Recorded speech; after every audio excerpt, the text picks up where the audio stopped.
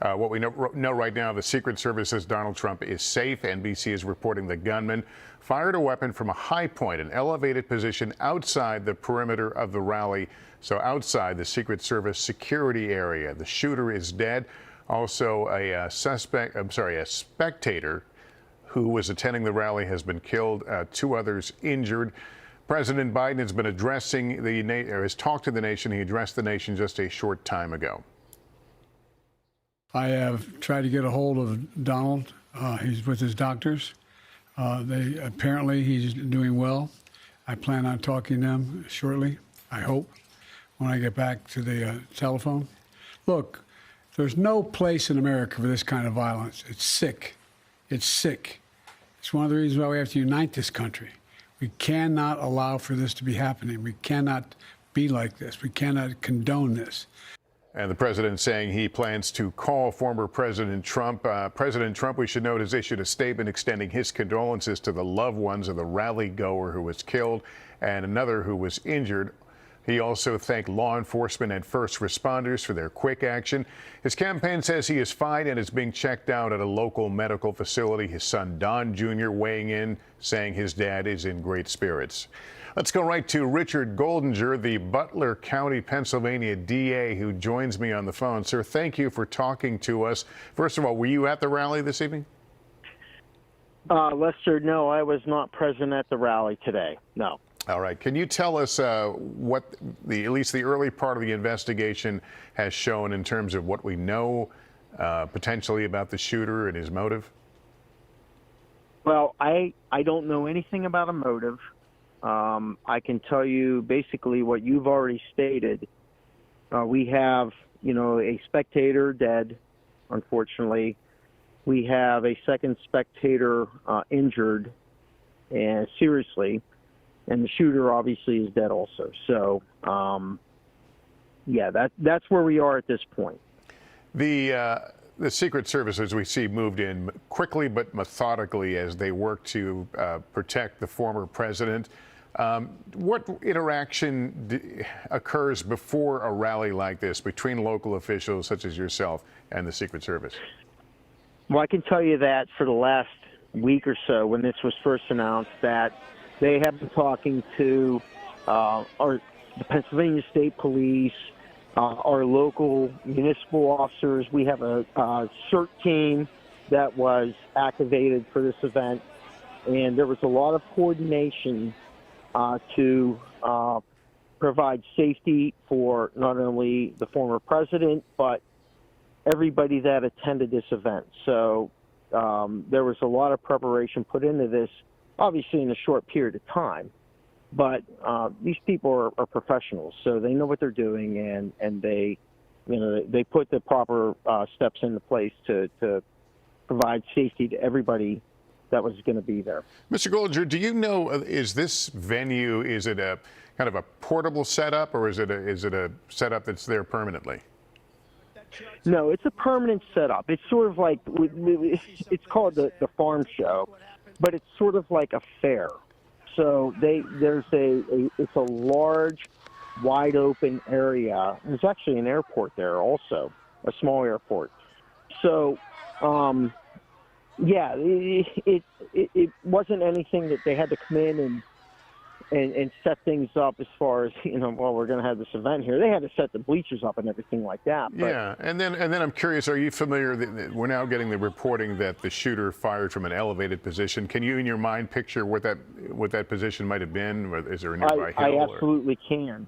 Yes, I can. And so that would have been several hundred yards away, in my mind, from where President Trump would have been speaking.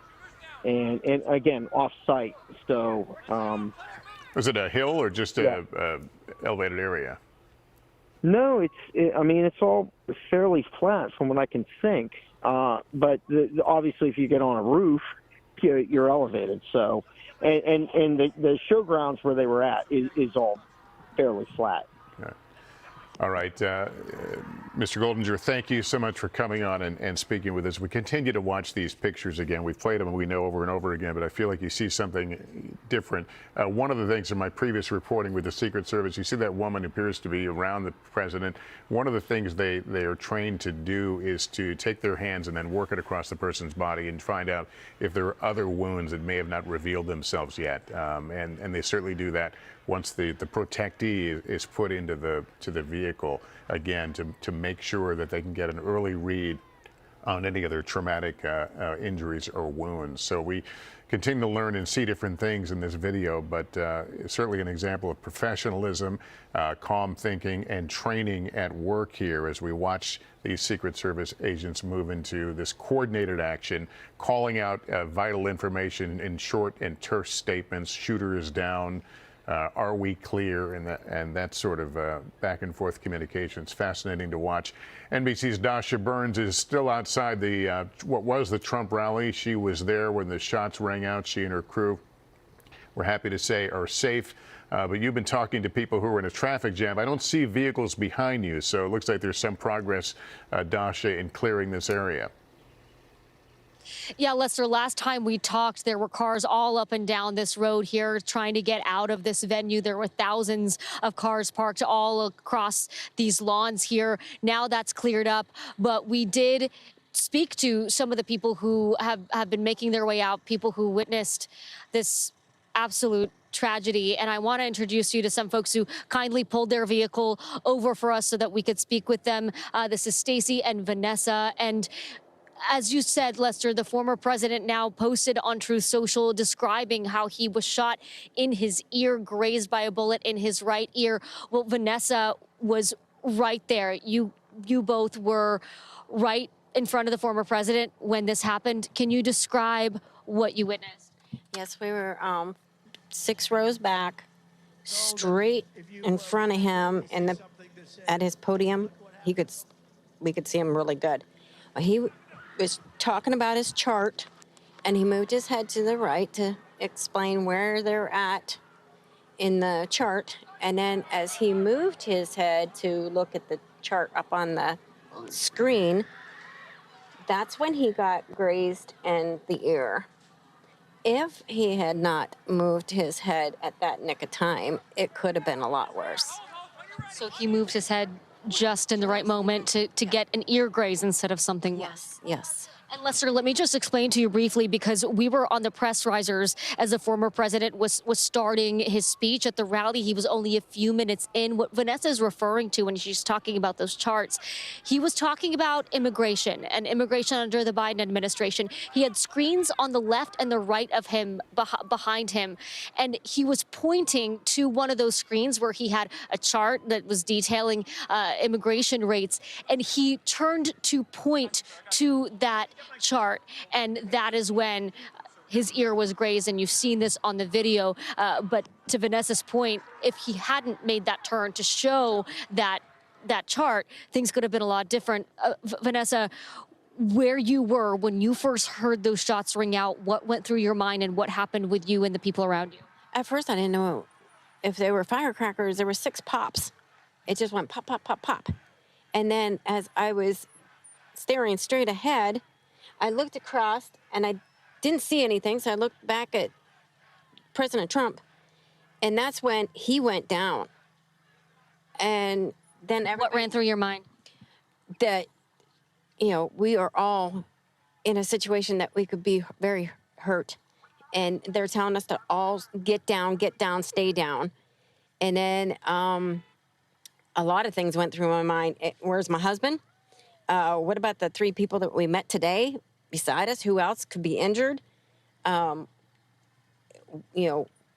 Why did this happen at President Trump's rally? I mean, a lot of things went through my head. Are we going to be out of here safe? What are you, I mean, you are safe, thank goodness, and I'm so glad you are, and I'm so sorry that we're meeting under these circumstances. As you sit here in your car now, trying to process all of this, what are you feeling now? I just want to go home.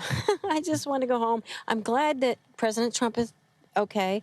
I worry about the children that were at the rally and how traumatized they are after witnessing all this, the little girl that was a couple rows ahead of us, oh, she was petrified.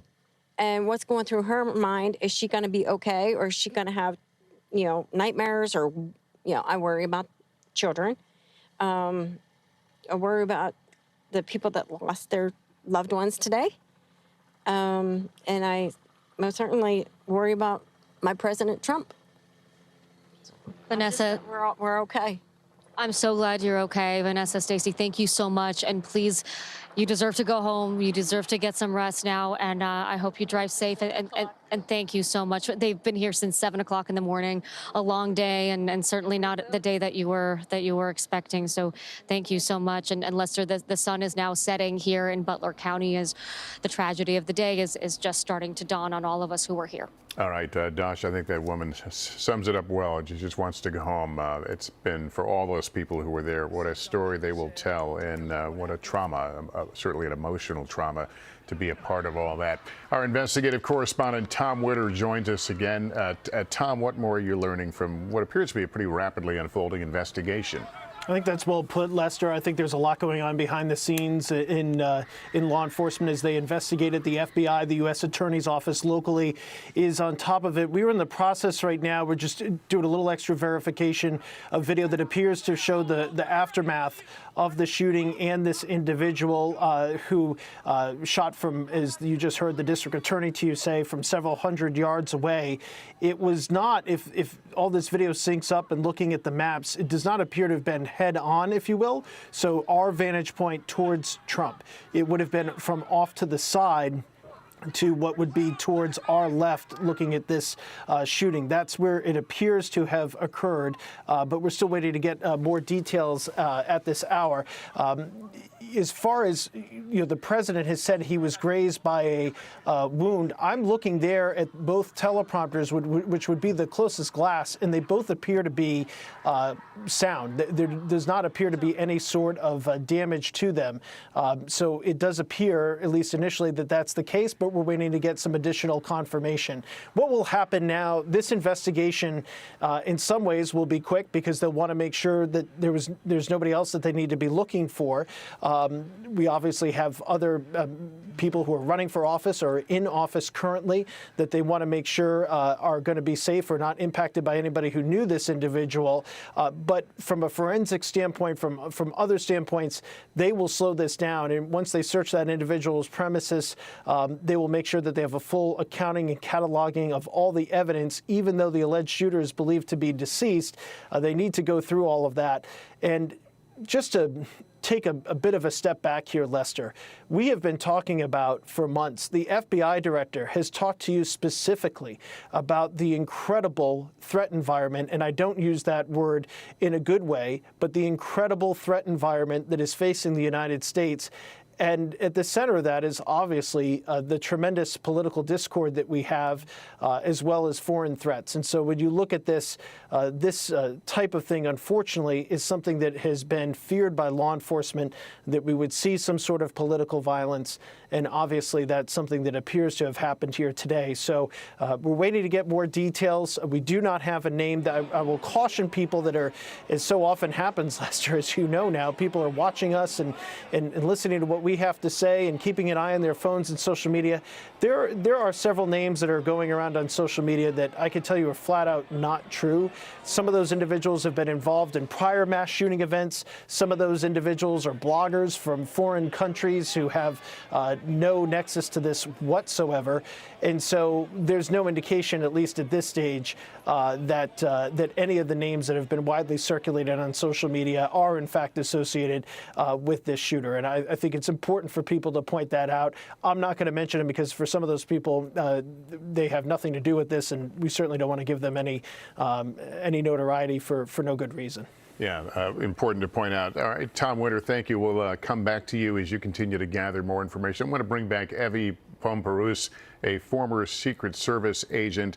I don't know if you heard my interview with the district attorney a few moments ago. He was describing there's an elevated area and perhaps of several hundred yards around this site. It's been pointed out that the wound received by Mr. Trump was on his right cheek. What are you able to put together as you visualize this? You know, as I'm listening to the whole thing and we're hearing that the threat, in the terms that we would use, the threat's been neutralized, right? We understand, and what we're hearing is that the shooter is no longer alive. I'm thinking, how did that shooter get taken out? And was that shooter taken out actually at a distance? One of the elements you typically have when it comes to protection, you have counter sniper team. Sometimes the Secret Service will have their own team.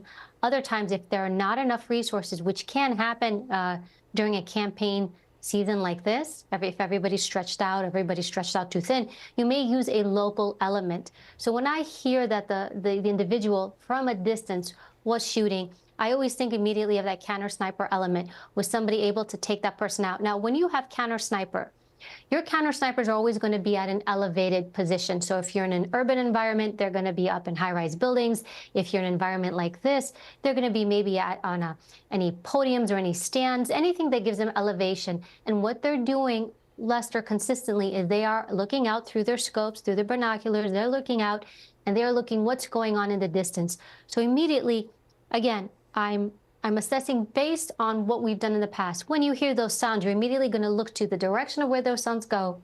You're going to engage eyesight-wise to see what do you see, and then is there a target to engage. So that's one way in which you can neutralize a threat.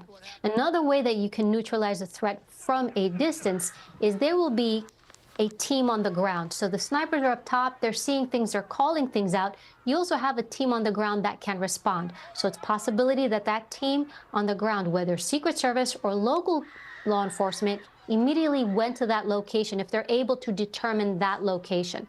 So that's what you're going to think about when it comes to line of sight. And look, line of sight is one of the worst things.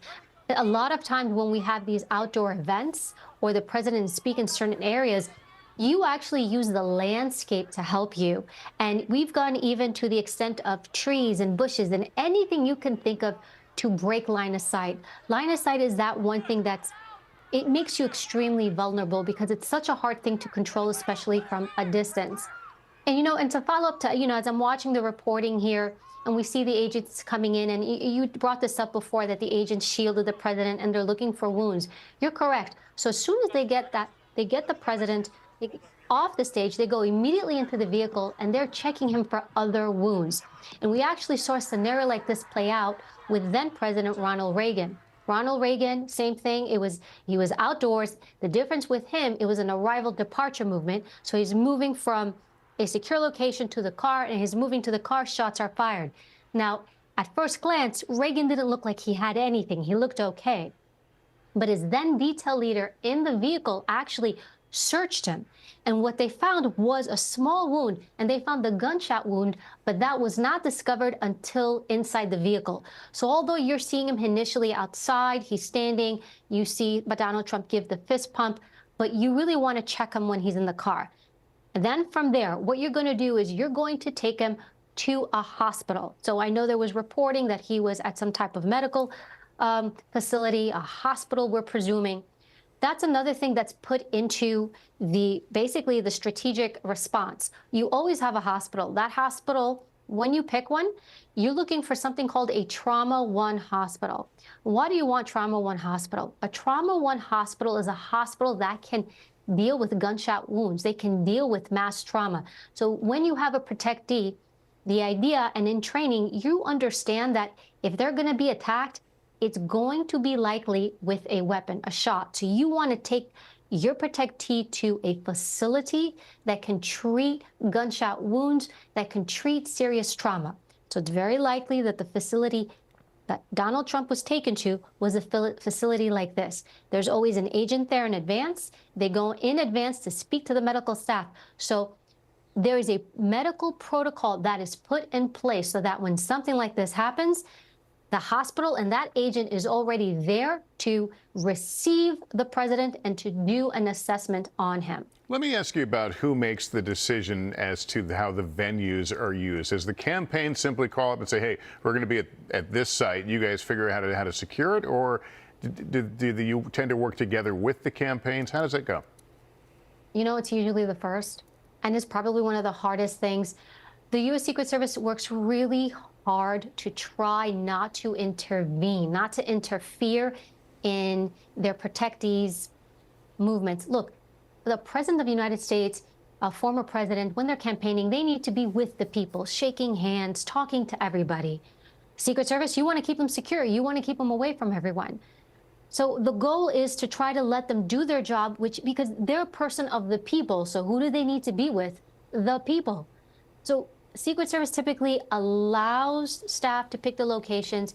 We will go there.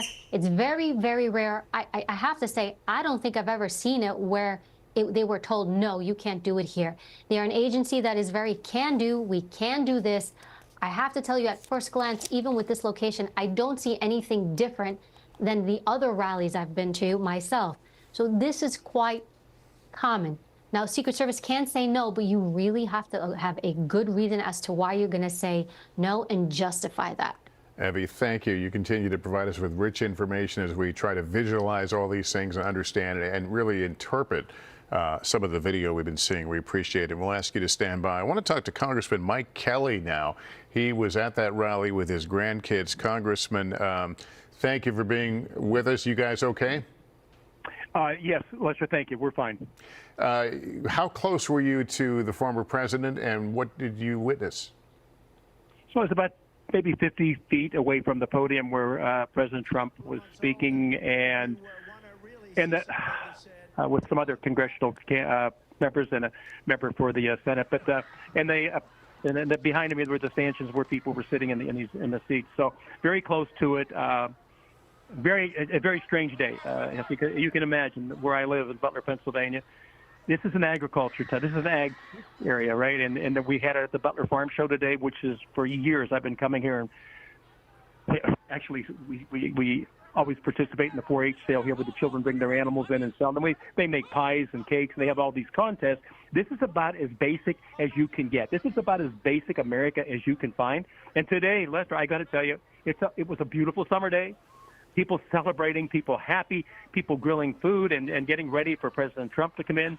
And then the aftermath of it was just shaking. You just couldn't believe it. And I'm really concerned as we go forward. There's something wrong in America right now. Look, this doesn't make sense. I will tell you this, though, as President Trump and his right ear, the bullet went through his right ear. It's a fraction of an inch maybe away from killing him. As he was leaving and they were carrying him out, the Secret Service, he put his hand up in the air like, I'm okay. Unfortunately, the people behind me, about 10 rows up in the stands, there were people up there yelling and screaming, and they were talking. They had blood on their shirts and stuff, and there was a man who was down there.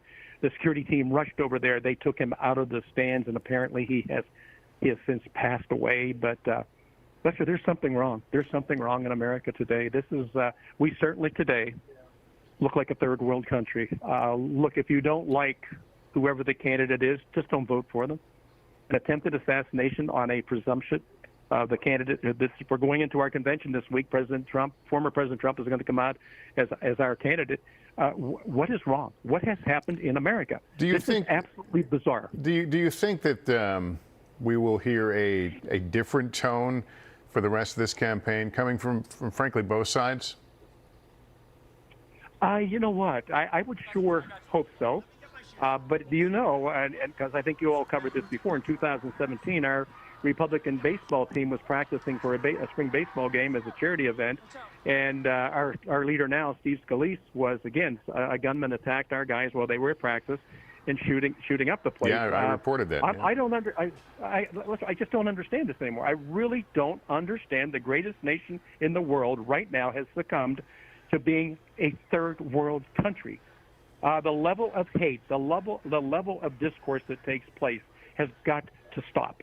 It has got to stop, and we've got to return to who we are. We are a great, great nation, and we say in all our prayers, under God, under God, under God. Well, I'm sure that right now, people of faith, tomorrow on Sunday morning, please go to wherever it is that you worship, drop to your knees tonight and pray for America. Pray for President Trump, that he's going to be okay. We also have, as I said, one man was shot. This guy is just there celebrating a day at a farm showgrounds, and all of a sudden somebody takes into their hands, they have to start shooting up the crowd, shoot the president in the head. It's absolutely, it's off the charts third world country now. We have to start rallying around about who we are. When 1.5 million men in uniform and women in uniform have died to give us the right to practice the form of government we have, for us to be so casual and so callous about it? No. It's time for America to get back to being America. And Congressman, you were there with your grandchildren. I didn't get the ages of it. Were they young children? Yeah. I mean, so we had children there anywhere from 4 years old up to 12 years old. Let's see, about 10 of them. My wife was there. My sister-in-law was there with her grandchildren. One of my sons was with me. And you have to wonder, as the children came back, they're just, Grandpa, why would somebody do that? Grandpa, why did somebody do that? They don't like President Trump. Just don't vote for him. And I've said, kids, I'll tell you what. That's why Grandpa is in Congress. We have got to go. We have got to get this country back on the beam. We cannot allow this to continue to unravel. Lester, I mean, really, we're like a third world country right now, right? I mean, this is absolutely off the charts. Evil. It can't exist. We can't allow it to exist, and we can't tolerate it. We can't say, well, that's going to happen from time to time. No, it's not. It cannot be allowed. 1.5 million men and women in uniform to give us the right to vote and do the things we do, for it to be this way now? Obviously a shocking and terrible evening as we hear the former president is okay, but as we've noted that one person was killed, 2 others have been badly injured in this. Congressman, thank you for taking a few minutes. We're glad you and the kids you're with are safe. I want to go to Garrett Hake now. He covers former President Trump. Garrett, Donald Trump has posted tonight on Truth Social. Talk through us what he wrote. That's right, Lester. The former president using his preferred medium to inform the world of his status and the fact that he's okay. His message really in 3 parts. First, thanking law enforcement and the Secret Service for their swift action in Butler after the shooting. Second, offering his condolences for the person in the crowd, presumably a Trump supporter, who was killed, and the other person seriously injured, about whom we don't have any additional update now. And then describing his experience with what he says was being shot through the skin of his right ear, saying that he knew immediately that it was a bullet. He felt the bullet ripping through skin. He says much bleeding took place, and he realized what had happened. He concludes, God bless America. We don't know yet, Lester, if this will be the only communication we get from the former president tonight. He is, of course, scheduled to go to Milwaukee and be seen there on Monday for the start of the Republican National Convention. But obviously, not just a personal crisis for him, a sort of crisis for the country with this moment of apparent political violence with an apparent assassination attempt, but also a crisis for his campaign that will now have to figure out what exact steps they'll need to take, both to make sure he remains safe today, tomorrow, and going forward, particularly with the convention where tens of thousands of people are expected to attend over the 4-day event, and what, if anything, they want to make of this moment politically. The former president said in his Truth Social post that nothing is known yet about the shooter. He makes no comment about that. His supporters, though, are using images like the ones we're seeing on the screen, including now both of his sons, pinning those images to their X accounts, the website formerly known as Twitter, pointing out the idea that their father, the Republican nominee in waiting, if you will, is a fighter, and kind of seizing on this moment to elevate him politically. And so we have the physical update here from the former president. Again, he claims that he was shot through the upper part of his right ear. By all accounts, will be just fine.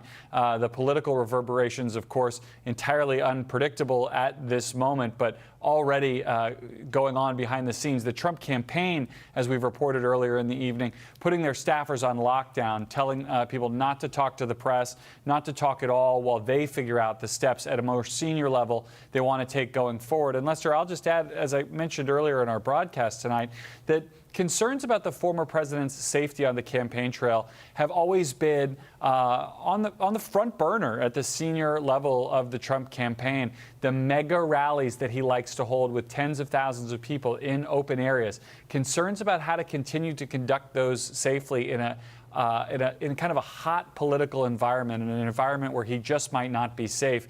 There was much talk about those events, and even the smaller events where he likes to drop by at fast food restaurants or firehouses, the kind of unscheduled stops that presidential candidates like to make. At every single one of these stops that are discussed, there are serious high-level discussions about whether they can be conducted safely. It'll be borne out in the reporting to come what kind of conversations were had about this rally and how, if at all, Donald Trump will change his posture towards these rallies that have become such a hallmark of his over his political career. I was going to ask you about that because this is a part of his certainly his political identity. He loves these type of moments in these rallies, so it would be hard to imagine his campaign without that. But I guess that is one of the many. Well, yeah, go ahead. We did see, Lester, earlier this year, his campaign made a tactical decision in Iowa and New Hampshire when they realized that these giant rallies were pulling in so many people from states that weren't relevant. You know, if you held an event in Iowa for 10,000 people and 6,000 of them drove over from Illinois, it wasn't helping you in the caucus. So they made tactical decisions along the way to shrink events for that purpose. Obviously, in a general election, when you're talking about 70, 80 million voters across the country, but mostly focused on battleground states, it doesn't seem outside of reason that they might find smaller events that look just as good on television might be safer, easier, certainly cheaper going forward. But again, I think these are all conversations that are going to be had down the line with a president, as you note, who very much likes to have these events, to talk about the crowd size, and to make that part of the sort of his idea of projecting strength as a candidate. All right, Garrett Haake, thanks. We'll ask you to stand by as I bring in our senior Washington correspondent, Hallie Jackson. Hallie, we have been hearing from members of the Trump family tonight. In fact, Garrett mentioned some of them. Obviously, I guess they are the lone conduits. The campaign itself is being very quiet right now. Yeah, they are. And they have taken on the position now of sort of communicating to the American people, as their father has now done in that Truth Social, that online post that Garrett just referenced, how their dad is doing. Donald Trump Jr. is saying that his father is in good spirits, that he has spoken with him. I have heard from somebody else who has spoken with the former president, very close with him, who describes him as very tough. And so we know that the former president was shot in the ear based on, of course, that post. His daughter, Ivanka Trump, also releasing a post saying that she loves her father, condemning political violence, as so many on either side of the aisle have done tonight now over the course of the last 3 hours or so. I was struck listening to your conversation there with Congressman Kelly, Lester, who knows Butler very well. That's his hometown. He was raised there. The place where this rally was held, this is, to use a cliche, Lester, it was Trump country. I mean, this is a place that skews heavily Republican, where Republicans outnumber Democrats 2-1, where Donald Trump handily won back in 2020 by something like 2/3 of the vote there. This is a place where he would, of course, be focusing on coming up in this upcoming election. It was a notable location for his rally just 2 days now before the convention was supposed to begin, because it was the last rally before Milwaukee. There was some question 4 hours ago as to whether or not the former president might actually roll out his running mate, his vice presidential pick there. That had been where so much of the focus and the conversation politically was for Donald Trump and for his campaign in the moments, of course, before this horrific shooting happened, this horrific attack. Now, obviously, the conversation has changed, and I can tell you, based on some of the reporting from our team here at NBC News, a source familiar with planning for the convention says this changes everything. That is reflected by some of the conversations that I've had as well. Sort of people are going, how could this go on as normal? So I think there is a real question mark as to the days ahead. But I think probably the most urgent one, and the question that we are working on too, is just physically, where does Mr. Trump go from here? Will we hear, for example, from any of the doctors who treated him? Will we perhaps see him publicly, maybe tonight, maybe early tomorrow morning? Will he want to make an appearance like that to come out and reassure the American people that he is, in fact, okay, that he is, in fact, in good spirits, Lester? And so I think there is obviously more to come on this story as we continue to report it out, both politically and from a law enforcement perspective, as you see the former president there and what has become that now iconic image. Hallie, thank you. Let me go to Kristen Welker in our Washington, D.C. bureau. We're hearing from members of the President Biden's cabinet in reaction to this apparent assassination attempt. Lester, we are the Secretary of State, Antony Blinken, posting, "I am shocked and saddened by the shooting of former President Trump's rally and grateful that he is safe," reiterating what the president said tonight, that there is absolutely no place for political violence in America. We must all condemn it. We're also hearing from the Defense Secretary, Lloyd Austin, who says the entire Department of Defense condemns this violence, which has absolutely no place in our democracy. I think you're going to hear that term reiterated it a number of times. Austin goes on to say, this is not the way we resolve our differences in America, and it must never be. I am relieved that reports indicate former President Trump is safe, and I am praying for him and his family and everyone affected by this appalling incident. So incredibly strong language coming from the Biden administration, bolstering what we heard from President Biden tonight, condemning this violence in the strongest terms possible. And Lester, again, this is a moment where people on both sides of the aisle are coming together to condemn this, to say that we cannot tolerate this as a country and that, quite frankly, something has to change. It is worth noting that Congress has a role to play here. Obviously, federal authorities are going to lead the investigation into exactly what happened, how this could have happened at a Trump rally. But Congress also wanting to get to the bottom of how this unfolded. The chairman of the House Oversight Committee, James Comer, writing in a statement, I've already contacted the Secret Service for a briefing and am also calling on the Secret Service director to appear for a hearing. So, Lester, again, this is just the beginning of the process of starting to understand, starting to get to the bottom of exactly what happened and how this country will prevent this from happening again, both from a security standpoint, Lester, but also in terms of how our politics is conducted, the political rhetoric that is used in this country, and the tone with which this campaign is being waged. And Lester? I think it's fair to say that there will be a desire to at least frame what occurred here tonight, and so to find out more about this shooter will certainly probably direct many of the conversations we'll have in the coming days. I want to go back to Tom Winter now, our investigative correspondent. Tom, what more have you learned? Tom, you there? Yeah, hey, Lester. Sorry, we've just been on the phone, as you can imagine. worries. I've got a couple of phones all working at once. We can say that the shooter has been identified to us by 4 senior law enforcement officials as a male. And I think shortly, we're just in the process of going through the last bit of verification. I kind of alluded to this when we were speaking moments ago. We're going to be able to show you video of where or a still image of where this individual was. And it's coming into a little bit more clarity at this point of where this person was. Obviously, they were using some sort of a high-powered rifle. As you know, a handgun would not be able to fire with the accuracy and velocity from the distance this individual would have been at. What type of weapon that is specifically, I've heard a lot of different things floating around and things competitively. It's just my experience that it's too soon to really get a handle on that level of granular detail. We do not have yet a name. As I mentioned to you the last time we spoke, there are a number of names on social media that do not appear to be the individual that's involved in this, and we're still waiting to get some clarification on that. So right now, here's the state of the investigation at 9:40 Eastern Time. Law enforcement believes that they have a single alleged shooter who is now deceased. That individual, that name that they have, is being kept very close to this investigation. They are in the process of trying to get any other information about this person's motives, their background, that they can get, and then to be able to figure out where this investigation goes. Of course, they want to rule out whether or not this individual had any help. They want to rule out what may have led up to this. And of course, long term, Lester, there'll be an analysis of the security plan for this site. The security plan going forward for the former president will undoubtedly change radically, I'm sure effective immediately. And so that will be a big change at various rally sites.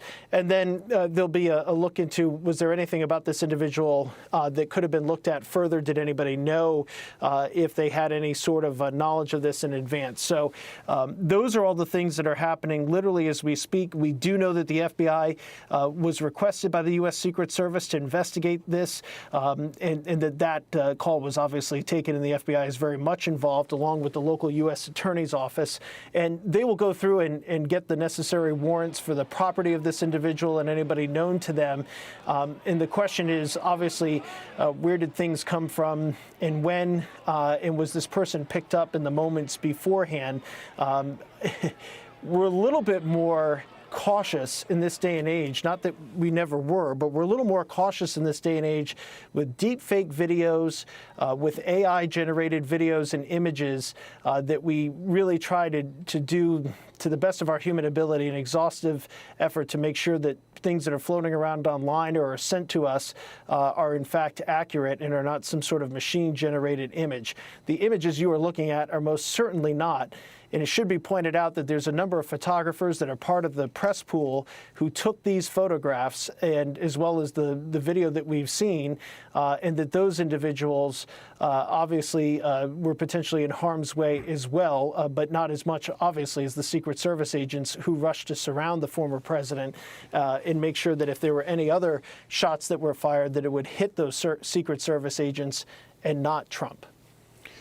All right, Tom, thanks for that update. When you were able to show us those images you mentioned earlier, just let us know and we'll go back to you. But I want to go to Milwaukee right now, where they are preparing for the Republican National Convention this coming week. Vaughn Hilliard is there. And Vaughn, I understand we're getting some word from the RNC about going forward. Right, Lester. A great many of the delegates are already here in Milwaukee. Of course, the expectation was that elected officials, of course, the former president and presumptive Republican nominee himself would be making their way to town here in Milwaukee for the week-long convention. The new statement here from the RNC, I want to read it directly to you. Quote, as was communicated earlier this evening, President Trump is doing well and grateful to law enforcement and first responders for their fast action. President Trump looks forward to joining you all in Milwaukee as we proceed with our convention to nominate to serve as the 47th President of the United States.